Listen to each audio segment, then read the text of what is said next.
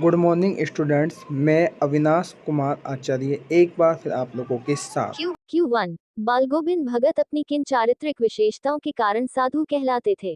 उत्तर, खेती बाड़ी से जुड़े गृहस्थ बालगोविंद भगत सदा सरल जीवन जीते थे। कबीर के प्रति समर्पित थे।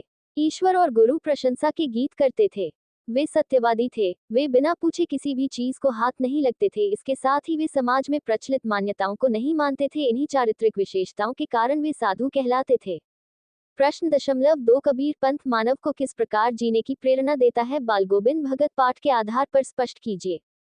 उत्तर, कबीर पंथ मानव को गृहस्थी के साथ साथ सांसारिक प्रलोभनों से दूर रहने की प्रेरणा देता है। वह मनुष्य को सरल, सीधा, सच्चा और खरा जीवन जीने की भी प्रेरणा देता है। कबीर पंथ में अपरिग्रह को विशेष महत्व दिया गया है। वह आत्मा परमात्मा का मिलन शाश्वत मानकर मोह माया से मुक्त रहने का संदेश देता है। कबीर पंथ कहता है कि मनुष्य अपने जीवन को साहब की संपत्ति समझे और अपने आप को प्रभु चरणों में अर्पित करने की भी प्रेरणा देता है।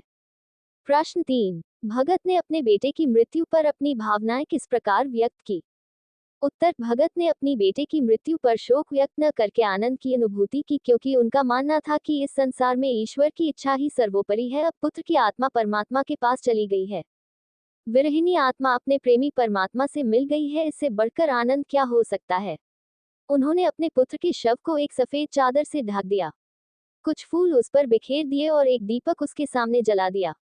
वे उसके सामने जमीन पर आसन लगाकर बैठ गए और तल्लीन होकर गीत गाने लगे। इसके साथ ही इन्होंने अपनी विलाप करती हुई पतोहू को भी उत्सव मनाने के लिए कहा।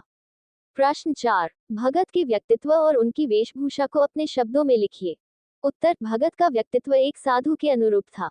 वे 60 वर्ष से ऊपर गोरे चिट्ठे और मझोले कद के व्यक्ति थे। उनका चेहरा सफेद बालों से ढका हुआ जगमगाता रहता था। वे कपड़े बहुत कम पहनते थे। उनकी कमर पर केवल एक लंगोटी रहती थी और सिर पर कबीर पंथियों वाली कनफ्ती टोपी। जाड़ा आने पर शरीर पर काली कमली ओढ़ लेते थे। उनके मस्तक पर रामानंदी चंदन चमकता रहता था, जो नाक के एक छोर से शुरू होकर ऊपर की ओर चला जाता था। वह गले में तुलसी की जड़ों की एक बेडौल माला बांधे रहते थे। इस वेशभूषा में उनका व्यक्तित्व एक साधु जैसा प्रतीत होता था। इसके साथ ही वे प्रभु भक्ति में लीन होकर खंजरी पर भक्ति गीत गाते रहते थे।